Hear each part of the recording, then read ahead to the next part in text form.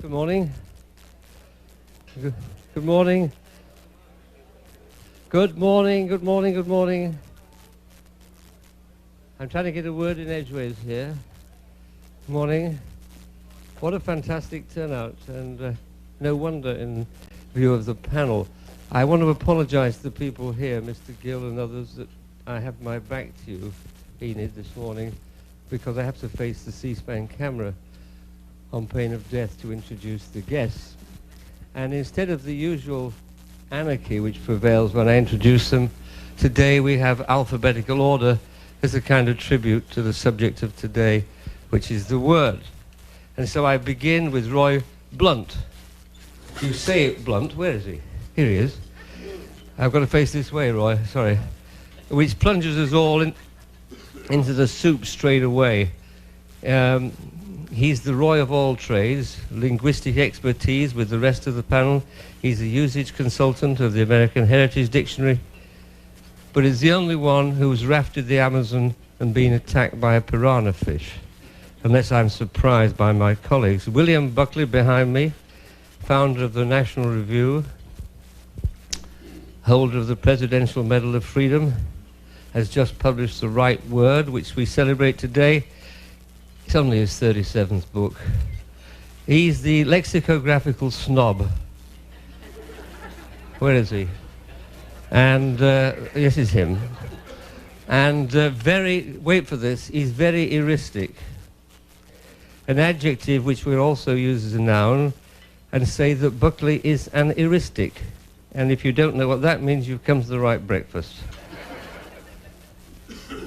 An Olympian leap in the alphabet takes us to Abe Rosenthal, columnist, foreign correspondent, Pulitzer Prize winner who ran the New York Times for more than 15 enlightened years. He was the daily drill sergeant of a Chinese army of words, and my, did he get them on parade on time. Sapphire, poet, performance poet and novelist who has taught reading and writing to teenagers and adults in Harlem for 8 years. Her novel, Push, is really poignant and funny. It's a stunning evocation of the voice of a black street girl of 16. I'll give you a kind of, I can't do the words, but let me just give people a flavor of the prose. Boys say I'm laughing ugly. He say Clarice is so ugly, she laughing ugly. His friends say, no, that fat bitch is crying ugly. Laugh, laugh. And it's an absolutely fantastically funny and moving book.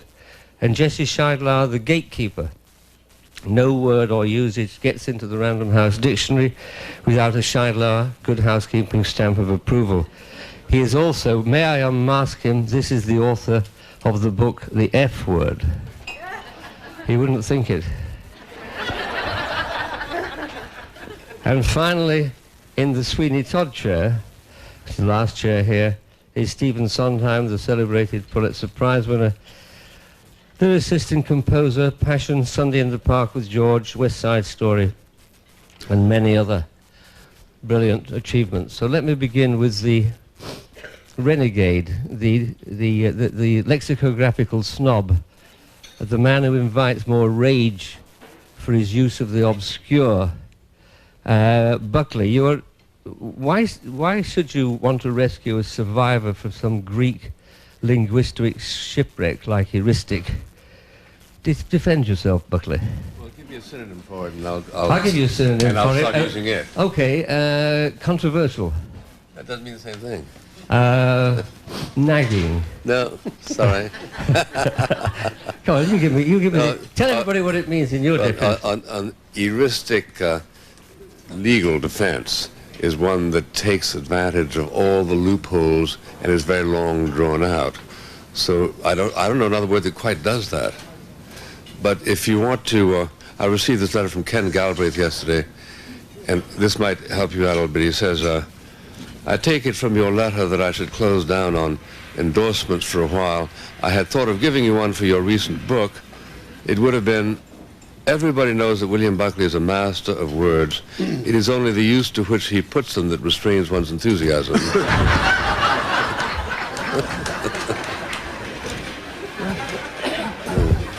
But defend it. Let's come get. You really rejoice in using words that nobody else understands. No. Yes. No. Yes. No. But That's like saying Thelonious Monk rejoiced in playing a 11th chord with a raised ninth. He just thought it was the right chord to play at that moment in the music.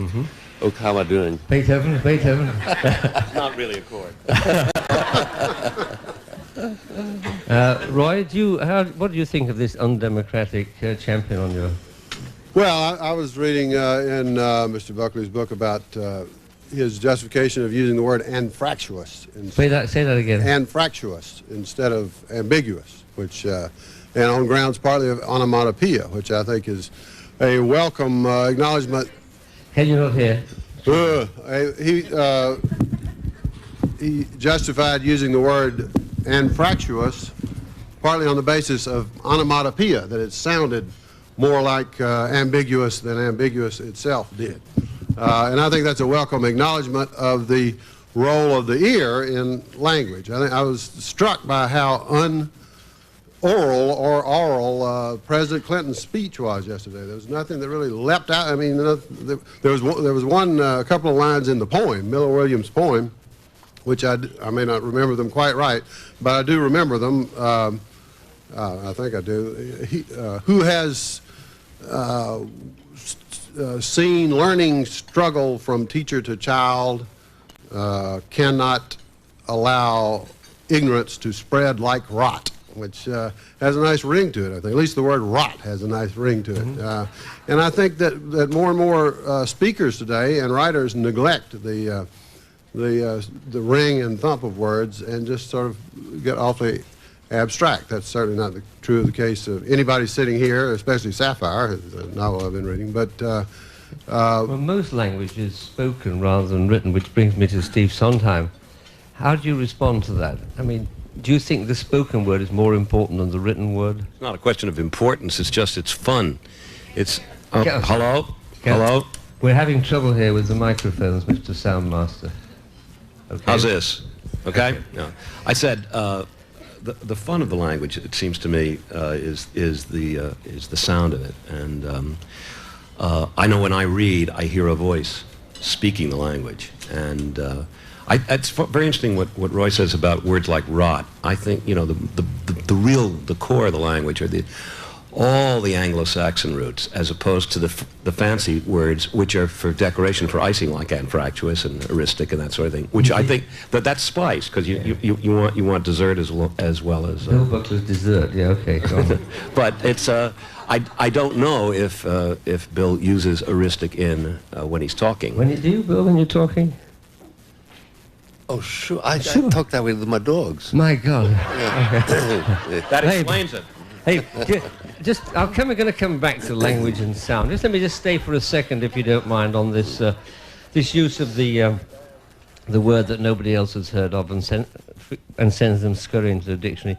Do you think it's a kind of anti-democratic thing, or is he saving words that might disappear? In this case, I don't worry too much about democracy, but I must say that although I am about the 14th or 15th most fervent admirer of Mr. Buckley in the American press. Sometimes goes up one notch, sometimes goes down four, but generally that's... when it comes to these lovely-looking, strange... When it comes to so-called difficult or long or unusual words, I feel something like a character played by Audrey Hepburn in one of her movies when Cary Grant or Peck or whoever it was went up to put the move on her, and she looked at him and said, I'm very sorry. I have so many friends now that I have no room for more until somebody dies. I now feel that I have I know quite a lot of words already. How many do you think you know altogether? In one way or another, more than Buckley. How many but I don't. I'm full up with words, and like McGovern, I'm much more interested in how they're used, and at which he is an expert, of course, and I'm much more interested in other aspects, many other aspects of writing, and even speaking and communicating to use a word I never either say or write than I am in acquiring more words. Well, the trouble is, you know, that means you would be a kind of rejecting new words all the time, and you must be discarding old ones at quite a rate. No, I don't reject new ones. I sometimes make them up, which I feel, you know, I use words as verbs instead of nouns or vice versa, and I'm not against them. I just say that and I'm fairly serious about this, that as a sometime writer, it's not what attracts me either to reading or writing, and certainly not in Bill's books. What attracts me to Bill's books are his brains rather than the words he plays with, enjoys. What do you feel, Sapphire, about these strange outlandish... About the words? I don't know. I think what I think is, going back to the Thelonious Monk, why would, you know, one person try to confine another person's use of words? I mean, they're not the words I use or particularly need, but that's like saying Aretha Franklin should only sing in the range I can sing. People use the extent of language that they need for themselves, and that hopefully, you know, there'll be other people who can use it too. It's not the language I need, but then it's the language somebody needs. But most of us can listen to Aretha Franklin and get it. But if the people you were teaching in Harlem had to read something by Bill Buckley, they wouldn't get it. Well, that would be something to strive for. Again, I mean, you don't want to create this little 1-inch strata, you know, where people don't strive to use other kinds of language. We're going to come back to ebonics and all that. Okay. Shortly. Jesse? Bill Buckley is not writing for people in Harlem. You know, his audience is very different from that. And I was reading recently Robert Birchfield, who's the former editor-in-chief of the Oxford English Dictionary, noting that he was asked, why is it that Anita Bruckner uses these words like rebarbative and nugatory, uses these hard words? And his answer was, well, maybe she doesn't think they're hard, which is a great response. And here we are. I mean, I personally, I like the fact that you use words like anfractuosity and all that. I never see them. You know, it's great to be able... Do you know the meaning of the word usufruct? The right to enjoy property that someone else, Thank you very based much, on usage. I was keeping... yeah, I was... Henry George. Very good. I was keeping that back for the finale, but I couldn't wait. Could I just have to mention this word I saw yesterday. I think it was in the Sunday Times. A new word, which was new to me at any rate. It's not in the Random House Dictionary. It was a feminist letter to the editor complaining that the reviewer of a new translation of the Odyssey had not remarked upon how lingo-romantic the Odyssey was.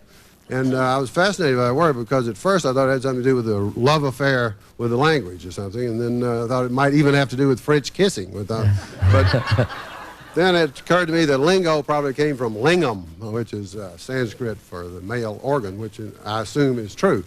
So I don't know whether we'll be seeing lingo romance around, but I want to be the first person to bring it up at breakfast. I also have a better term, a shorter term for it. Would be, for lingo romance, would be phallic froth. Phallic froth, okay. Sounds very close to something else. Stephen, the sound, there's another example of the sound. When you're composing a lyric, do you stride about the room uttering the sounds rather than looking at the printed page? It depends. It depends on the character. The whole thing is to get the words that character would use as opposed to the words I would like to use. It's a lot of fun to play around with fancy words, but most characters and most of the shows I've written wouldn't use that kind of language. So generally, I don't speak the lyrics. I sing them because lyrics don't exist without music. And when your works are translated, what happens to the careful? I don't know enough about foreign languages, but I know that a lot of my stuff is not translated because it's very verbal. The shows that get translated are ones that are less verbal, and because playfulness with language is something I enjoy a lot in song, and so I don't know enough about them. I rely on other people to tell me whether the translations are any good or not. If the thrust of the song is in. Most of us are obviously obsessed by words not in the begging your presence so much in the scholarly sense as in the impact they make. Well, one of the things about translation is, for music, is, you know, the music of any country is reflective of the language. Sorry, the music of any country is reflective of the language. And, you know, the reason for German music sounding the way it does is because the German language sounds the way it does. I think translation is, at the least, a very hazardous thing indeed, particularly when it comes to setting it to music. Are you against the rendering into English of Italian and German? Well, I don't know enough foreign language, so the only times I can enjoy opera is when I don't understand what they're singing. I have a Mark Twain, which I must unleash. When you mentioned German, Mark Twain wrote a sentence which was marvelous. He says, whenever the literary German starts to speak, he dives in, you lose sight of him, he dives into the Atlantic, and at the other side, with the verb in his mouth, emerges. Which, you know, the German with the verb at the end of the... Talk about the impact of words. I mean, we're talking about this in a kind of cool, scholarly way, and it's interesting, but really the point about words is that a single word like nigger, kike, Jew, limey, wop, can have a tremendous impact and cause tremendous offence. Should we ban some of these words? It's not a question. First of all, it's not a question of banning them. I just don't think they should be used unless there is no other way, possibly, if the President of the United States gets up on television or something and uses one of these words, I don't think they should be banned. We should report them. But you wouldn't report those words. We once reported an obscenity in the New York Times. The only time I'm conscious of, we don't use them for a lot of reasons. One was the trademark. As soon as we start using them, we're just like everybody else. But once we did, that was during one of the Nixon tapes, where the expletive was not eliminated. And, of course, all the reporters were sitting around waiting to see if we would use this word, eagerly watching watching if I would crumble. But since it was in a text, we made I made a decision to use it. I wasn't going to censor the President. And the word was shit. What? It was shit. At times the word was shit. I'm sorry. And, but I got something out of it because I was ready with an answer when magazines would call and say, how come the Times did this? It's the first time. And I had my answer ready. The New York Times will take shit from the President of the United States, but not from anybody else. I kept repeating that until finally somebody printed it. But I wanted to say that quickly, my professional interest and my personal interest is much more, not so much in the use of words, the abuse of words, abuse by words, not of words, but not so much in the ones of racial epithets and the things that people normally avoid, but the things that seem quite innocent but are not, and result in a total distortion of either the person's character or the situation he or she is. I'll give you a couple of examples.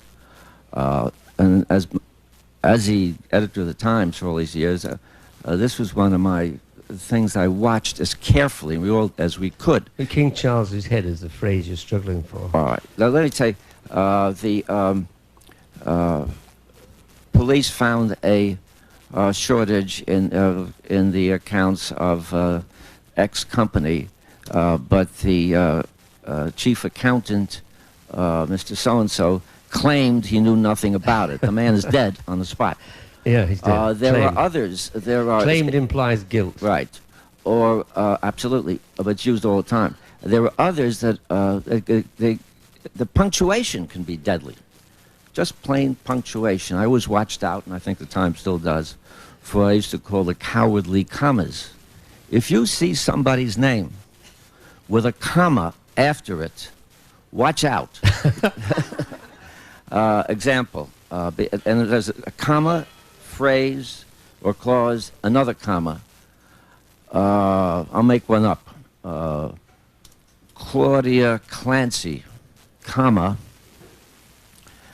daughter of the publisher who was earned Putnam, I guess it's Putnam, $50 million, comma, Yeah.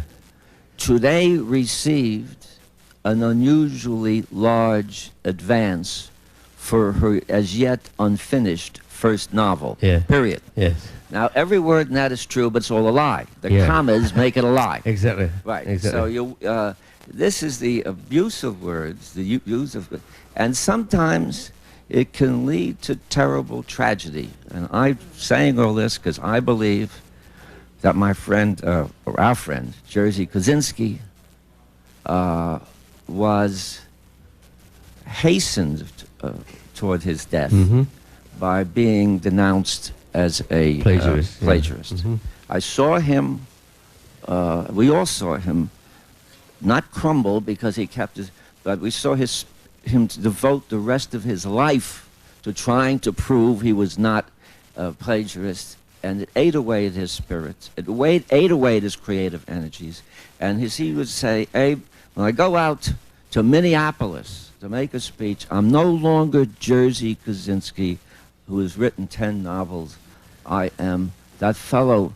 Isn't he a plagiarist? And that's what he was fighting for It's the rest of his life. temptation to put an adjective in front of everybody's noun. Bill? Since we did mention the protocols of the New York Times, I had a letter published in the Times day before yesterday, and in the original, I quoted a particular paragraph, and then I said, that's a hell of a paragraph, and then went on to analyze it. So they said, could they put heck instead of hell? I said, no, put in inferno, which they did.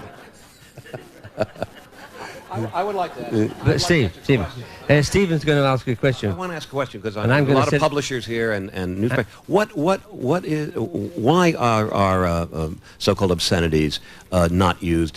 They're used in some publications, some very popular publications. And why is there such a ban on them in, let's say, a newspaper? What is the reason for that? Well, that you would lose so many readers if you published a four-letter word? Have you tried to smuggle an obscenity into the Atlantic or somewhere? Oh, I've tried to submit obscenities in almost any publication you can name. Times once changed jockstrap to glove. Not in Mr. Rosenthal's rugged time. It's true. Jim Boughton said, I forgot who he was talking about, somebody who was invited to the Yankee Old Timers game, and he wasn't. He said, I don't know who it was. Phil Linz or something. He said, Phil Linz couldn't carry my jockstrap, and it came out in the Times. They called me and asked me about it. I'll tell you now. I said, well. Was this in Rosenthal's time? You see, I said you had a Chinese army of words. That one got away. That was a deserter. Jesse, what's your attitude to that? When you come to compile a dictionary as the man who wrote the F word, do you believe that since you put the word into circulation, do you believe that Steve's right, that there's a kind of petty puritanism prevailing? How's that for alliteration? Well, there are a few different things to consider. As far as dictionaries go, dictionaries don't recommend words or anything like that. Dictionaries record the words that are used in the language. You're a kind of pusher, though, really. Sorry? You're a kind of pusher. I mean, you put them into circulation. Well, no, because the F word, for instance, has been around for about 500 years, but it's only been in the last 30 that it's made it into dictionaries. So you can't say that dictionaries are the cause of people using the F word or anything like that. And words like that are very common, I mean, there's a reason that they need to be in the dictionaries, because they are common. And at the very least, if they are words that are offensive or vulgar, you have a responsibility to put them in just so you can note that these are vulgar or offensive. Do you go around looking for things like this? I mean, are you going around looking for things like this all the time?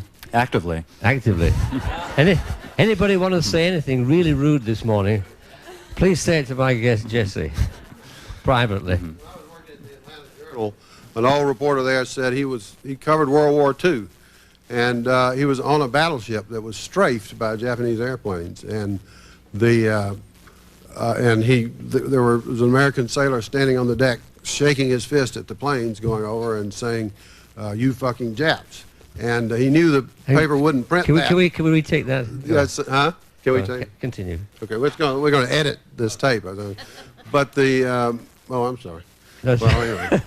But at any rate, the reporter knew they wouldn't print that, so he changed it to "You damn Japs," and then the copy desk changed it to "you darn Japs." So there's a Oh, now, God. of course, it has to be "you darn Nipponese." Or Oh, something. gosh and golly, and gee whiz. I would like to know from Mr. Rosenthal, what is the philosophy behind that? So-called family newspaper. What kind of family doesn't know those What's words? that? What kind of family doesn't know those words? Family newspaper.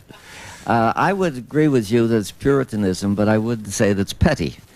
Puritanism itself is not necessarily an evil thing if it's something you wish to do or adopt because you do not wish to do something and it's not forced upon you. The reason, this is our times, ours, the people who run it and the people who write for it and so on. We have a feeling about it and our readers. A paper is doesn't exist by itself. It's a catalytic reaction among the staff, its publisher, its purpose, its audience, and we have felt for, and we still do. I'm not so sure. I get all worked up about heck or darn or something. In fact, I wouldn't. And I certainly, it's hypocritical only in the sense that I use these words in my life rather too much. But my life is not necessarily the life of the paper with which we have been entrusted, which is not a dirty word either. And we have a personality. The personality of that paper has moved over time. Just stop it. Could somebody stop the guys above getting their two pence in? Somebody two from cents the worth, Washington rather. Post. Right. Go on. The personality of the paper has moved on very important things, the kind of news we cover. Okay. There are no taboos anymore. But on the question of obscenities, there was a feeling among all of us, I think, which may change with another generation, but right now it hasn't, that the use of obscenities would signify a change in our vision of the paper, and I've love and respect for it, and for the readers that we don't want to convey. Let me ask you. Yeah, well, never mind letter writer. Let me ask you. Report somebody having said something. Here's something. When you're in a case where there's a riot in the street, and the cop has said something, or somebody else has said something which is really provocative, and you don't report the language because it's obscene. You can't say he made an obscene remark. I mean, what he says, I'm going to do. Well, if street language or even the language of cops were our criterion, we would have the paper full of it. And if you're writing fiction, you can control it. But if you decide that you are going to report totally the language of the streets, then the paper would, of necessity, have to be full of it. We prefer it not. Fascinating. But how It's a matter can of you preference. I know. Okay, well, the audience can come in on this, but how can you actually do justice to the context in which the crime took place, in which the riot took place, unless you know the words which somebody said? I mean, I have shared the same problem with you as a newspaper editor. I think that over a period of time, the New York Times and other newspapers have done a pretty fair job of alerting the readers to the crimes in the street and the horrors of the street and to poverty and so on, far more than any other institution in American life. Here's a guy who's in an angry situation. Okay. He says what the hell he likes, and you're going to come and clean up his language. He sounds really Yes, good. because in everything there is a trade-off in this. And we think we prefer the kind of paper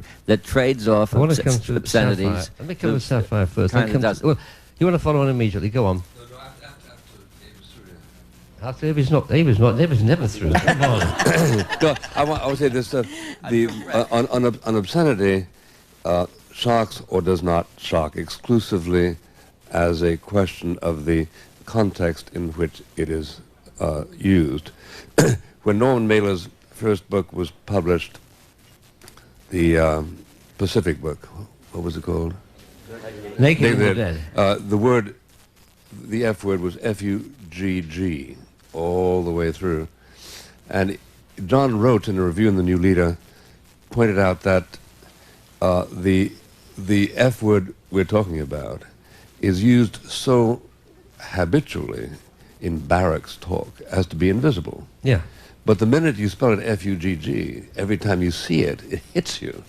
And therefore it distorts the reality that the author attempted. Mm-hmm. Now you can't expect a word that is used as habitually as that word is to appear in the New York Times without giving it a prominence that affects the integrity of the original usage. Are you convinced, Stephen? Well, no. First of all, that's a lot more reporting than just street riots. I mean, well, again, what about letter writers who use a word for the flavor of it? That when they say hell, they mean hell. They do not mean heck. It has a different tone, right. And then it is, if not censored, I don't want to. Heck isn't used by anybody since Ronald Reagan. Well, except in the New York Times. Look, Sapphire, your book is full of wonderful street language. Mm-hmm. Did you have any problems wrestling with your conscience about it? Or? Well, I was trying to accurately report in a way what I'd heard young people use, so I felt very comfortable using the language, and I felt that readers would have a choice of, picking up the book and opening it and deciding whether or not they wanted to buy it in a way that they might not have with the headlines of a newspaper or something. So I didn't have any qualms about the language. Your book wouldn't have been your book without all that language. No, I wouldn't have allowed it to be published without the language that I used. Did you have any problem with your publishers? Speak freely now. Not with the actual usage of the language. 3 knots sounds like a yes to me. I think some of the content was more problematic than the actual use of the F word and the P word and the D word and the S word, that type of thing. Anybody who wants a dictionary to those, see this man. Okay. So, Bill, you satisfied? Was that a question? Yeah. No, it was a question. I wondered if you wanted to come back on that, because you were saying that you wouldn't apply it to the novel, would you? The sensitivity of yours. Well, you did with the novelist is attempting 2 things. One, he wants to transcribe reality, i.e. to suggest to the reader how, in fact, these soldiers talk to each other, or these street people, or whatever. Right. But he also has to invest it with enough artistry to make it other than so conventional as to be boring. Mm-hmm. And it's the combination of those talents, isn't it, that... Yes, the first time a 4-letter word was used on the stage, in commercial stage anyway, was as recently as the mid-'50s. It was in Cat in a Hot Tin Roof. Oh. And it was when Burl Ives said bullshit. And it was shot heard around the world. Nobody had ever said a 4-letter word stronger than damn on the stage before that. And now, of course, there's nothing but. You can find out what that means in your dictionary, right? Yes. Now, just let's shock, and let's come back to Sapphire, and to others too, for that matter. A phony new word has entered the language. When Americans, if I may say so, as somebody from other shores, have a tendency to invent these phony words. Ebony plus phonics equals ebonics. Well, yeah. I think that is a kind of a phony word for black English or dialect, and I don't. I haven't. It seemed to just erupted on the scene the past couple of months. So I really haven't had a chance to read a lot about Ebonics or Eubionics. So what I can talk about is black English, yes, or English as it's used by people in the inner city. Your book struck me as more dialect than the invention of a new language. Your book is in English.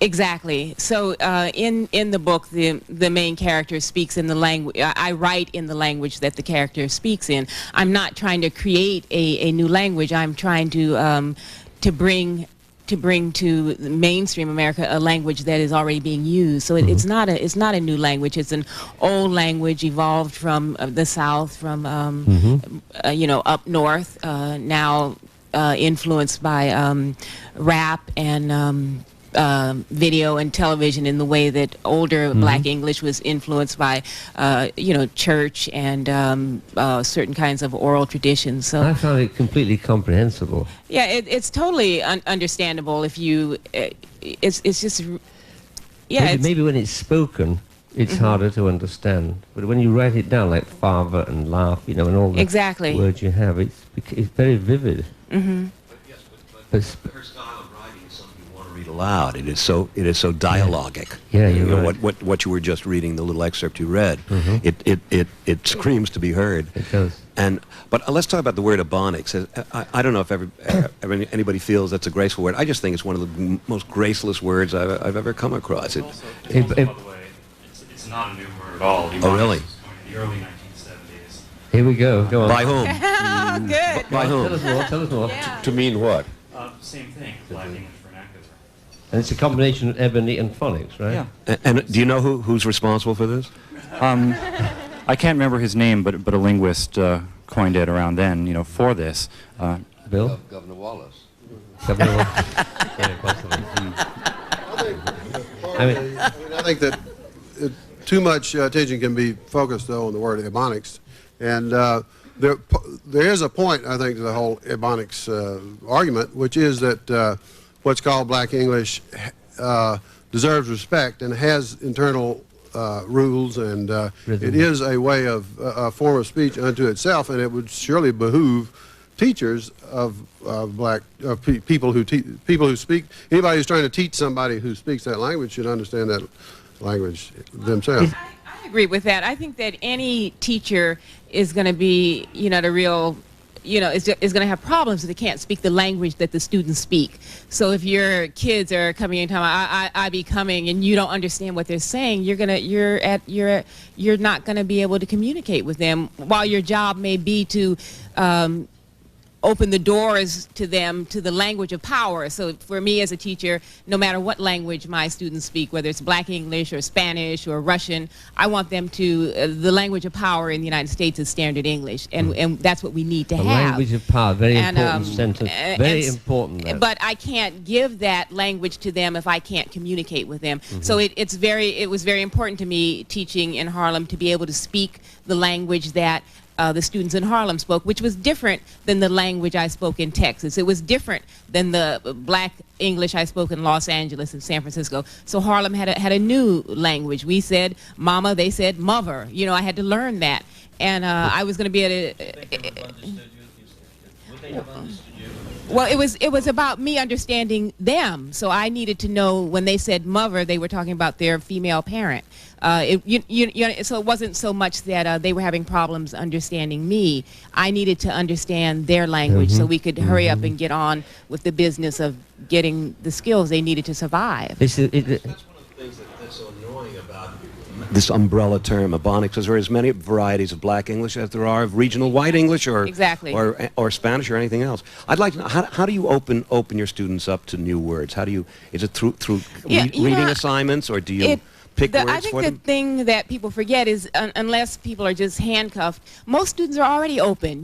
They come wanting to learn new words. They come wanting to understand the world in some ways that they feel locked out of. So I didn't have a big problem trying to introduce different kinds of literature, different kinds of words. There were certainly sometimes if people don't have the ability to read well and to understand the printed word, then you have problems. But the students' minds are not closed. The students are trying to get out of the hell they're in. Well, they want information. Sapphire, when they write for you, do you encourage them to write as you wrote and rendered their speech in print, or do you change F-A-V-V-E-R into F-A-T-H-E-R? As soon as I can, without, as soon as I can sense that I can impart some information without damaging people or hurting them, I let them know that we speak a different language than is spoken downtown. That there are two ways of talking. That we say, father or mama, and that the other way of saying it, not necessarily the correct way, the other way of saying it is father. Yeah. And that what I want them to have is the same choice I have. So when I was talking to my mother, I didn't say hello mother, I said what's happening mama, you know what I mean? But I had a choice. Right. I could use both languages. So what I would want for my students is to be able to switch back and forth, to have the Black English that is so beautiful and that is so creative and that is our language, and also to be able to use the language of standard English. The language. How do you relate it to the spelling? If they do, when they will they do you ask them to spell what they hear? Do you ask them to spell it phonetically? Well, I think it depends on when you enter into a student's life. I think that spelling by phonics is okay if you're dealing with someone who's learning to read late in life, but why not just start from the beginning to in kindergarten and first grade with teaching standard English, and also teaching how you can also spell phonetically. You know, okay, do you want to spell "my mother is coming" or do you want to say "my mama be coming"? We can write that either way, and we can learn to read Zora Neale Hurston, we can read Langston Hughes, we can see how to reproduce the language that we speak on paper authentically, and we can also see how to write the letter to the publisher in standard English so we can get our authentic language published. You know. How do you react to this? Because as one of the custodians here. Well, it seems to me that the sovereign responsibility of a dictionary is to attempt to maintain standards. There is no law save usage. If the whole world decides to use a particular word in a particular way, that's the meaning it will acquire, but not in today's dictionary, in tomorrow's. And Dwight MacDonald's wonderful essay in the New Yorker on Webster 3, he made that point, and I did it in the introduction I did to American Heritage Dictionary, that there should be a wall of resistance to innovations that are not really thought through and don't earn their way into common diction. So I don't think that one should be completely plebiscitary about standards. Day after tomorrow, they have to have time in waiting. Yes. Now Webster did that. They would say, what is the word they used? Unauthorized or whatever it was. Yeah. But they lifted that in 1953, judging themselves to be without any responsibility for usage. Yeah, but you're continually going around rescuing obscure words from obscurity, and you ought therefore to welcome this infusion of different dialects, different spellings, different. Yeah. The 50,000 new words, as I remember in the last Oxford. I have no objection to that. But I think every time one wants to throw away a word, like say anfractuous, they are throwing away a word which once there was such felt need for that it came into existence. Now when Monsignor Knox wrote the introduction to the Bible, and had spent a lot of time, retranslated the Bible, and spent so much time on the King James, he said that the King James scholars had subsumed 13 different words into the single word righteous, and in doing so had set back ethical philosophical explorations by 2,000 years. Now, these gradations exist because somebody feels a need to express the gradation. If you simply say, well, pull them all together into a single word, you sacrifice all of that intellectual labor. How do you cope when you come to the dictionary? John Updike, in his essay on Fowler's new book, was complaining, it's the only complaint he had as far as I could see about usage, was that I couldn't care less is now being rendered as I could care less, which means the exact opposite, and yet it's used to mean something quite different from what the words say. How do you cope with that? First of all, with that expression, it's not I could care less. It's I could care less. I mean, it's sarcastic. Yes. It's emphasis on the could. Let's try it then. Okay, I couldn't care less about your dictionary. Okay, you. I could care less. I mean, it's a sarcastic expression. So it depends on a sondime inflection, right? So it's no longer, it's passed out of written, it's now a sound word. It is, and this is a very sort of informal expression. It's not one, this is one that sarcasm perfectly explains, and it's been around for quite a while, and at the very least, the dictionaries that do include these expressions have usage notes about that, and it's certainly a relevant thing to say these words should mean, if you take them literally, I couldn't care less is the proper expression. But I could care less is so common that dictionaries have a responsibility to include it. That's very and it's the difficult same with usage books. I could care less. No, it's not. It's a question of emphasis. It's the sound of the word. I could care less. Oh, God, somebody could care more. Come on. That's emphatic. It's the sound. Am I not right, Stephen? It's the it's not a contraction. It's the way he sound. said, I could care less. I could care less. You know. No, it's not on the could. That's the whole point. It's not on the could. I think dictionaries should retain some element of prescription in them. I like the Random House Dictionary because it has these little usage notes, which I was arguing with two highly literate people the other night about whether you could use bi-monthly to mean twice a month. And I said, that's wrong. You can't say that. And they were saying, you can't say that.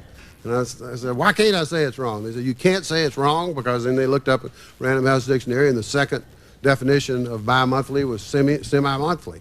And so there you have a descriptive dictionary telling me I can't say it's wrong. I mean, that seems to me just as prescriptive as anything else. I think that some things, like, I mean, whereas, you know, if you had a little note saying people often use semi-monthly to mean bi-monthly to mean semi-monthly, but I mean, there's a clear rule there. There's not just a matter of, I mean, there's a reason to hold on to those words. But the language is, words are continually being misused. What's your favorite? Disinterested is my favorite, when the people mean impartial, but they're using it for being bored, you know? What's have you got? I'll tell you a word that's being frequently used. I happen to have an example. Oh, good. Absolutely. It seems to me as things get more and more relative, people toss the word absolutely around a lot. And the other day, there was an aide to Representative Gingrich was asked this question in the testimony before the House Ethics Committee. Did Mr. Gingrich ever ask you to provide us any information that was less than complete or that was misleading? And the aide's answer was, absolutely not. Although I have to hesitate to use the word absolutely, which I mean... In your native land, the absolutely of Britain is the word brilliant. I'll see you for lunch on Thursday. Brilliant. That's right. That's right. Are you coming to visit? Brilliant. Yeah. I know. Well, I've had trouble ever since I came to the United States with the word quite. In England, it means kind of lukewarm. And I say, how did you like my book here? And they say, quite. But that's in term of enthusiasm in the United States, and a term of depreciation in England. In fact, of course, America has given us some of the best words in the English language.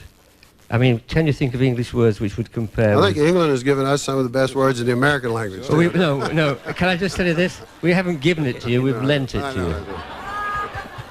I've got a problem with the literally. Yes. I call you literally 15 times. Right. Means you didn't call 15 times. No, metaphorically, Mum. Not even metaphorically. No. Literally used the opposite to what it means. Exactly. But flaunt and flout, decimate, protagonist is a good one. People use But protagonist. you know you're wrong on that. Am I? I'm not wrong. How can I be wrong? They Just can be support me here. There can be two protagonists. Fun? They can be two protagonists. Two leading characters. Yeah. But they're not antagonists necessarily. Romeo and Juliet were protagonists. Both of them, yes. Theoretically, you can only have one, but in fact, that's not true. Yes, but it's not. Doesn't mean an antagonist. Who said it did? Well, a lot of people say. Whose theory is this? And that's the trouble with the Greek tragedy. The modern people instruct you that indeed you can, that you should jettison the superstition that you can't. Yes, so you see, this is the trouble. And you got more than two protagonists. No, I was just thinking what teachers they are. And then the dictionary perhaps should be a little more prescriptive than it is, because otherwise words are changing their meaning. We lose enfeebling the language.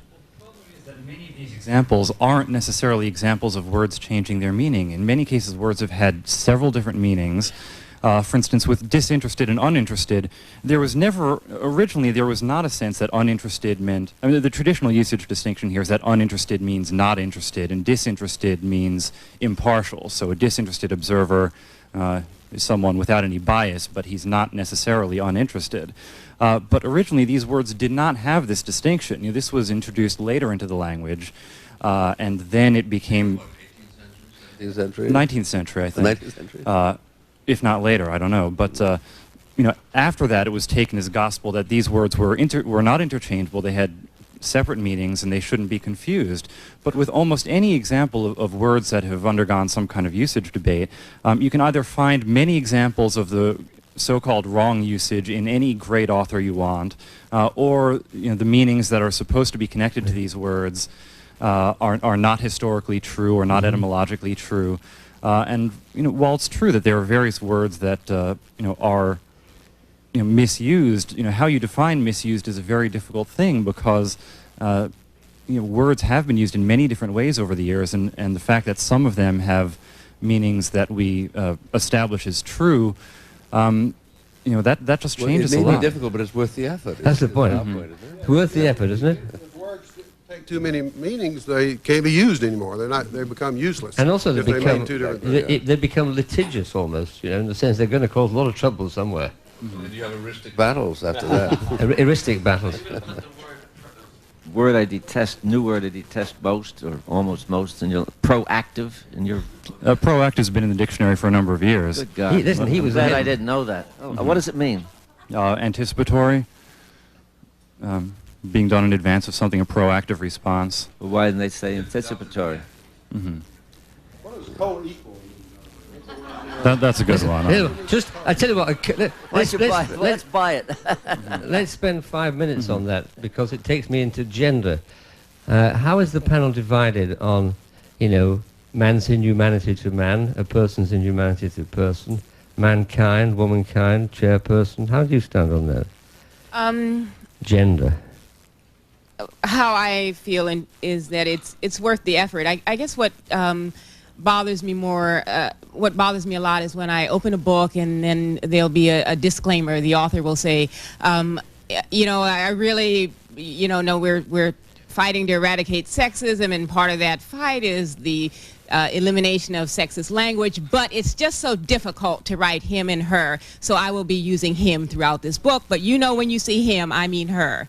And I think that's just a cop out and lazy and just so you prefer again returning power to where it always was instead of a redistribution. I don't know. I don't know if that's true. I think in the beginning, all language changes are difficult. I remember in the 60s hearing President Johnson struggle with the word Negro, and he would often say Nigra and things like that. And by the end of his term, he was able to properly pronounce the word Negro, and that is good. You know what I mean? That meant that he was raised in a certain way, and he decided to change his language based on that it was no longer appropriate to talk that way. I think faces this problem that Mr. Sondheim raised. Yesterday I wrote a letter on behalf of somebody who wanted an apartment. Dear sirs is what I would put for the first 60 years of my life. But now I had to struggle. Dear what? Sirs and madams? Sirs and ladies? Well, I think that's what it's about. It is about struggle. It is about struggle. It's about struggle. Anyway, it is about changing patterns. It is about doing what's uncomfortable for a while. Yeah, because you said language is the language of power. It's power, power, power. Words of power. Dear members of the board, it's clumsy. It's clumsy. Yeah, well, I think you might have solved that by saying dear members of the board, and you wouldn't have to worry about it. That's clumsy. Dear members of the board. Well, what? Well, all right, so are you saying that using a sexist Times language because it's comfortable, you're going to continue to use sexist language because it's comfortable? Because it's not clumsy? Because it's graceful? At some point in this transition, there has to be clumsiness. There has to be awkwardness. There has to be there has to be some risk, and maybe that risk is your language won't be as beautiful and as man, woman was born free, and everywhere they are in chains. No, she wouldn't. Is that okay by you? It's better. It's better. Okay, that's better. Now, does it sound better to you? No. We have an example that's existed now for 25 years, which is MS. And I'm still getting used to it because it still looks like they left some letters out to me. And I agree with Sapphire. It's absolutely correct that it should have come into the language, and I don't like it. Okay. Yeah. Can I say something about that? Yeah, you can say something. We were very much involved, put it mildly, in the Ms. business, and I bear some of the scars. We did not use Ms. in print for a long time by a deliberate decision. When I spoke to people, I wrote to them, I say, dear, I'd call them whatever they wanted to be called. The problem was that the move to for Ms., the reality was at the time before it came into common use, highly political, which is not a dirty word, but is political. We felt that, and that's also in the answer to your question, is why can't we use obscenities, let's say, in a letter? The Times depends upon its readers, but its readers cannot, we feel, should not really dictate to the Times its own usage. The case of Ms., we had a problem. The problem was that a lot of people wanted to be called different things. This is no joke. We use the honorifics, Mr. A lot of people did not want to be called Mr. We called convicts, all convicts. That was my decision, no matter what they're arrested for. We used to take away the honorific for them. Now, they're all honorifics, because they're called out even in court after they're convicted. I thought it was ridiculous not to call them. There are a lot of people who don't like that. There are people who didn't want to be called Mr., they didn't want criminals to be called Mr., and they didn't want, they wanted, a lot of people did not want to be called brother or citizen. Okay. And so when Ms. came along, we were making a decision that this is no longer a political or pressure thing, but has become part of the language. And so you put it in then? And we did. And I realized later, nearly by looking around at the faces of the women on the Times staff, and the fact that Gloria Steinem came to the office bearing flowers, that I had waited too long. You waited too long. At least a year too long. But we had to make that decision ourselves. Yeah, I never had any problem with Ms. because I grew up saying Ms. But I mean, I think that's a real problem, the he/she thing. And but I would be highly irritated if I grew up and every time, when I was growing up, every time somebody referred to people of either sex, it was she. I mean, I think it's an organic problem in the language, and everybody ought to try to root it out and do something about it. What we need is a new word which covers both, possibly. I know, yeah, shim or him or something. God forbid. That's called an epicene pronoun, and the search for this has been going on for a very long time. Has anybody got an idea for an epicene pronoun? No, seriously. You know, in the 19th century, there were a number of people who tried coining them, like tem and ter, were ones seriously proposed for this problem. This is not a new problem. You can see it's music to Buckley's ears. Why female doctors DRS? It sounds plural, doesn't it? Doesn't it? It's misleading. Right, but women use she and men use he. I mean, women writers just say she. That's a courtesy. That's a courtesy. How would you like that? Male writers would say she, and female vice writers versa. would say Well, that he. might be nice. You know what I mean? Well, it's an idea. It's not. Any ideas, and no sale. people willing to work. I think it's, Listen, there's a fantastic audience here this morning. We're ready to take any questions, including obscene questions. Yes, ma'am. I was very curious. I'd like to ask Abe Rosenthal, what happens at the time when a reviewer goes to review a Mammoth play? What happens at the times when a reviewer goes to review a David Mamet play? Yeah. Do they say? Yes. How do they refer to Yes, the language? Florida bullshit. Yes, come on. Florida bullshit. How'd you deal with it? You mean the dialogue in the Yeah, the dialogue Well, in a the David. dialogue is, I would say, 60% Obscenity. scatology. And how Scatology. do they deal with the play It's very without funny. putting the play down? Well, we normally, in most plays, not just in Mamet's plays, we don't normally give stretches of dialogue, so it's really not a problem that has ever occurred to anybody before I heard it today, whether we have to quote the obscenities in a play. Another question over there, was it? Another question? We don't in other situations. Yes, young fellow here. Thank you. Has anybody on your panel ever created a word and planted it successfully into the American vocabulary? Created a word. I bet you have. I tried to get Bill Sapphire, the other Sapphire, to do it, and he said, I would love to try, but they wouldn't print it in the Times. Oh, well, I wish to say that as the person who, my great claim to fame is I invented Bill Sapphire's column one day, and I would like to say that I know Bill Sapphire, admire him enormously, and he is giving you a story. Right, he's giving you a story. Have you done a word? Let him try it sometime, but let's find out. Anybody invented a word? I once used the noun form of the word bodacious, which is...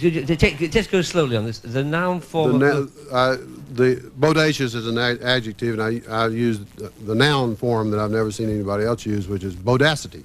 He had the absolute bodacity. What does it mean? Well, bodacious means sort of bold and audacious and, so he daring had and big and living large sort of thing. Sounds. In fact, I think I used one today. I'm not coming to think of it. I said I voted with grump. Now, as far as I know, is that a noun? Was that a? You must have a storehouse of these. Grump's going in the dictionary. Okay. Nobody stopped me. I've never created a word, but it's always been a fantasy of mine to take out gullible from the dictionary, just so I can really say, no, gullible isn't in the dictionary, and have people look, and it's not there. Yeah, gullible. Anybody over here? And it's over in the opposition corners over there. Could you take the microphone to that young fellow? Over there. Thank you. Sir. How do you explain the acceptance of so much Yiddish expression in the American language, such as schmuck and so on? Yeah. Hey, they've accepted a lot of English words like yes man, rubbernecker, gate crasher. Go on. American words. Sure. They sound great. They sound like what they mean. And does any of you speak Yiddish? No. I do. Oh, I speak broken Yiddish. Broken Yiddish. Broken English, broken Yiddish, broken everything. Why are there so many Yiddish words? Because they're so expressive? Well, there were a lot of Jews to start with, came to the country. They had a lot of children, and they fanned out all over the country. But there was Jewish... And why is sauerkraut accepted, which is not? Why is pate accepted? Yeah. Yeah. Yeah. But don't the Yiddish words do sound, I mean, yeah, but they sound like, well, they ought to sound like. Yeah. That's what's your point, schmaltzy and so on. What else can you call a schmuck but a schmuck? What can you call a schmuck? He's a schmuck. That's not what it means. Yes, sir. That's why you use it. Oh, Mr. We have, this is Robert Fulgham in the audience. Welcome, Robert. Thank you. What accounts for the use of you know? We say this is, and I've heard the panel, at least 3 people this morning use this quite frequently in spoken speech. It means but not in written speech. You rarely see it. But it's very, it's very common to hear thrown in, among very intelligent people. And if you ask them frequently, they deny that they do it. That's even a more interesting phenomenon. Anybody? Well, verbalize. Like almost all sentences begin with well in any exchange. Well, and it's just a sort of a introduction. Some people speak without hesitation, without E-R-A-H-U-M. A lot of Britishers do, as a matter of fact. A friend of mine, the playwright Peter Schaffer, I've never heard him use either well, E-R-A-H-U-M. It's as if he edited the sentences before they come up, but they come out spontaneously. Yeah. I've rarely heard you, Bill, use E-R-A-H. I use it all the time. I stumble, and it's a form of catching your breath.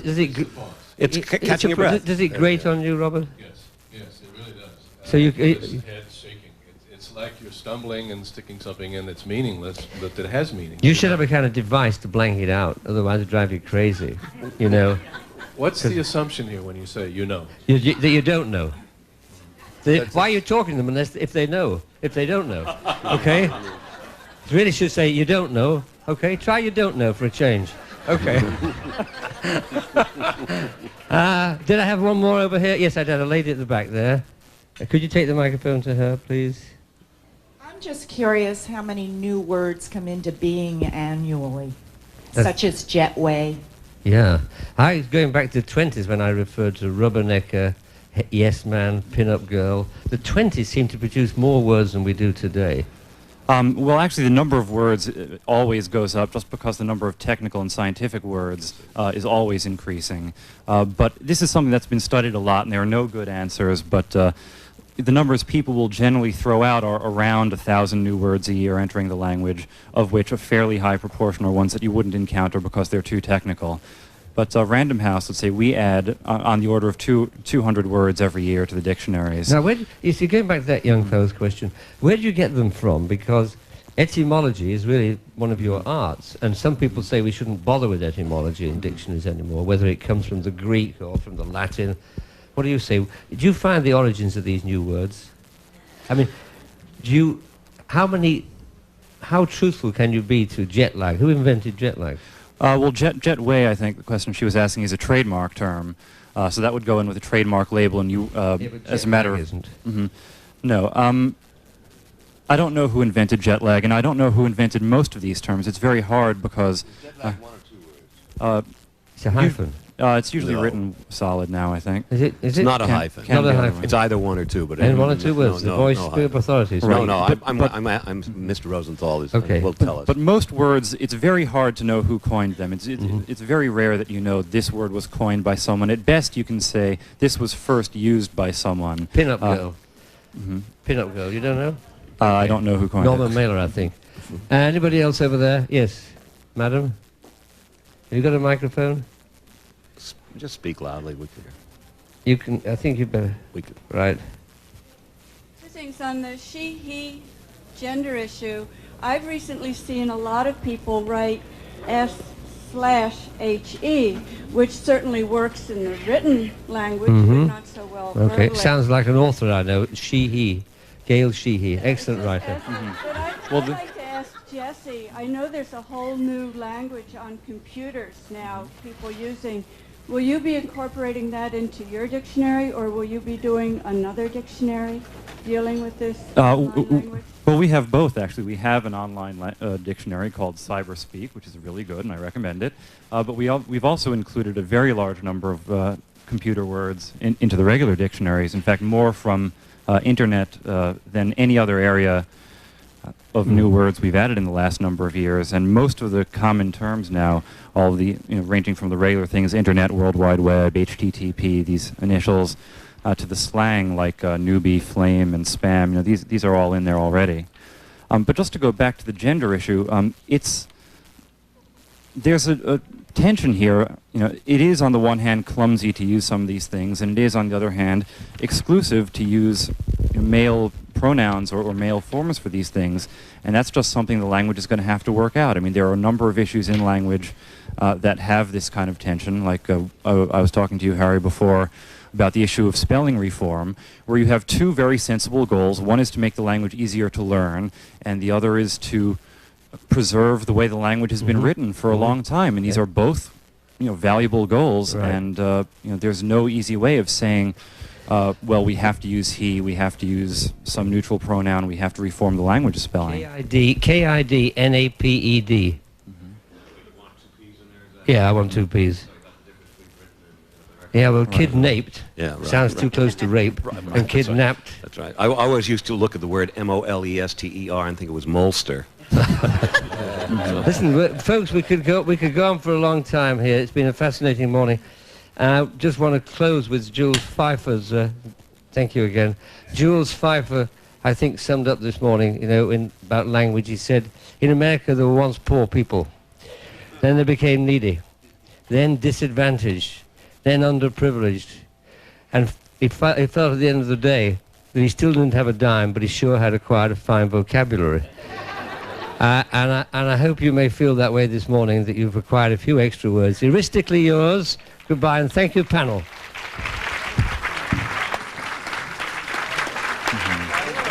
Education of the voice of a black street girl of 16. I'll give you I can't do the words, but let me just give people the flavor of the prose. Boys say I'm laughing ugly. He say Clarice is so ugly, she laughing ugly. His friends say, no, that fat bitch is crying ugly. Laugh, laugh. And it's absolutely fantastically funny and moving book. And Jesse Scheidler, the gatekeeper.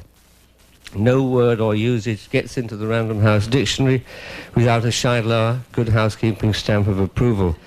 He is also, may I unmask him, this is the author of the book The F Word. He wouldn't think it. And finally, in the Sweeney Todd chair, the last chair here, is Stephen Sondheim, the celebrated Pulitzer Prize winner, lyricist and composer, Passion, Sunday in the Park with George, West Side Story, and many other brilliant achievements. So let me begin with the renegade, the lexicographical snob, the man who invites more rage for his use of the obscure. Buckley, why should you want to rescue a survivor from some Greek linguistic shipwreck like heuristic? Defend yourself, Buckley. Well, give me a synonym for it, and I'll give you a synonym and I'll for start it. using it. Okay, controversial. That doesn't mean the same thing.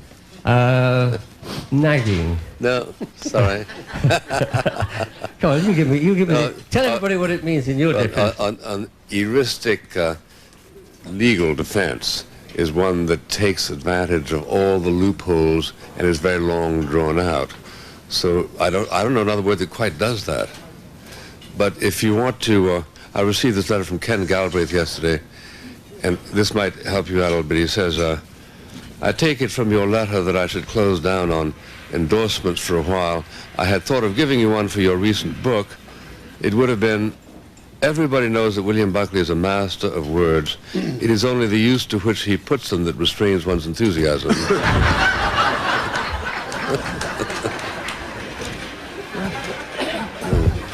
But defend it. Let's come. Get, you really rejoice in using words that nobody else understands. No. Yes. No. Well, That's like saying Thelonious Monk. I feel, I use words as verbs instead of nouns, or vice versa, and I'm not against them. I just say that and I'm fairly serious about this. That as a sometime writer, it's not what attracts me either to reading or writing, and certainly not in Bill's books. What attracts me to Bill's books are his brains rather than the words he plays with, enjoys. What do you feel, Sapphire, about these strange, outlandish...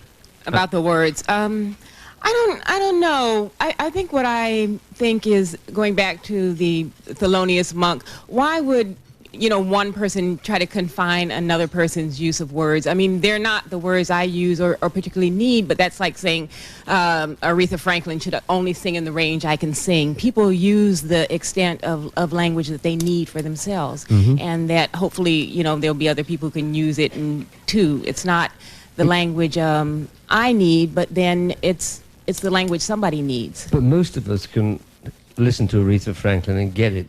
But if the people you were teaching in Harlem had to read something by Bill Buckley, they wouldn't get it. Well, that would be something to strive for. Again, I mean, you don't want to create this little 1-inch strata, where people don't strive to use other kinds of language. We're going to come back to ebonics and all that Okay. shortly. Jesse? Bill Buckley is not writing for people in Harlem. His audience is very different from that. And I was reading recently Robert Birchfield, who's the former editor-in-chief of the Oxford English Dictionary, noting that he was asked, why is it that Anita Bruckner uses these words like rebarbative and nugatory, uses these hard words? And his answer was, well, maybe she doesn't think they're hard, which is a great response. And here we are. I like the fact that you use words like anfractuosity and all that. I never see them. It's great to be able... Do you know the meaning of the word usufruct? The right to enjoy property that someone else, Thank you very based much. on usage. I was keeping... Henry George. Very good. I was keeping that back for the finale, but I couldn't wait. Could I just have to mention this word I saw yesterday. I think it's in the Sunday Times.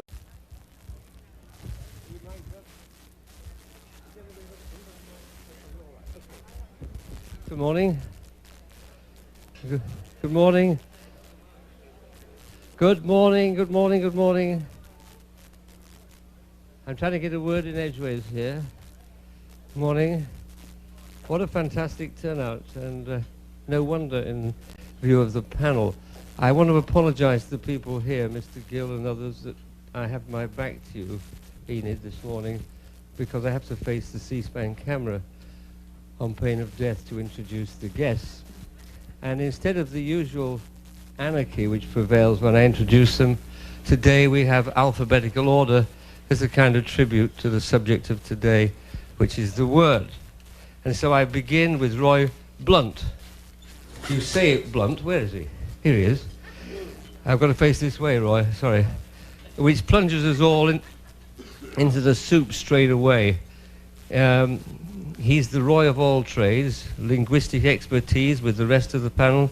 He's a usage consultant of the American Heritage Dictionary, but is the only one who's rafted the Amazon and been attacked by a piranha fish, unless I'm surprised by my colleagues. William Buckley behind me, founder of the National Review, holder of the Presidential Medal of Freedom, has just published The Right Word, which we celebrate today. It's only his 37th book. He's the lexicographical snob. Where is he? And, yes, it's him. And wait for this, he's very heuristic.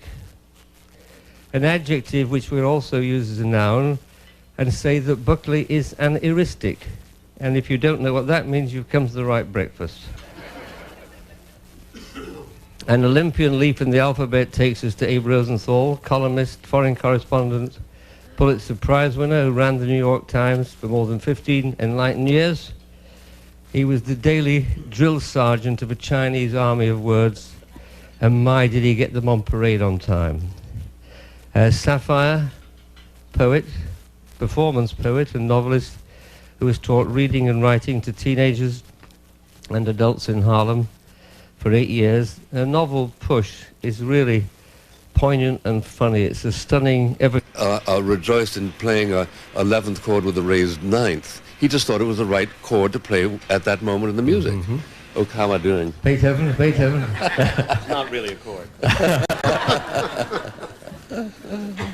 Roy, what do you think of this undemocratic champion on your...